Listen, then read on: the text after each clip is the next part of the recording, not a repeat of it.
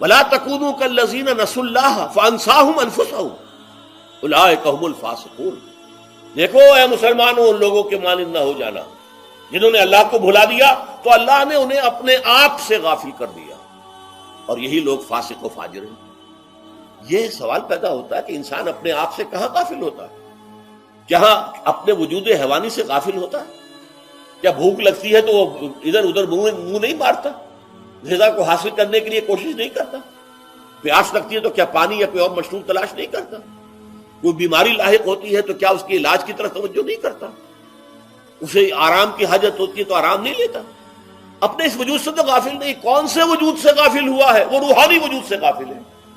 بھول گیا کہ میرے اندر روحانی وجود بھی ہے اور اس کا تعلق ذات باری تعالیٰ کے ساتھ۔ اس نے سمجھا کہ میں بس حیوان ہوں، میرا حیوان ہوں، اپنے اس وجود کی اصل حقیقت ہی سے بے خبر، غافل۔ چنانچہ آج کے دور کا سب سے بڑا المیہ کیا ہے؟ ڈارون کے نظریے کے جو اثرات پیدا ہوئے ہماری معاشرت پر، ہماری سوچ پر، ہمارے فکر پر، ہمارے فلسفے پر، ہماری سوشولوجی پر، وہ کیا ہے کہ ہم بھی نرے حیوان ہیں۔ اللہ اللہ خیر کرے۔ یہ سب سے بڑی محرومی ہے اس دور کی کہ انسان اپنے اصل شرف سے خود ہی مستعفی ہو گیا۔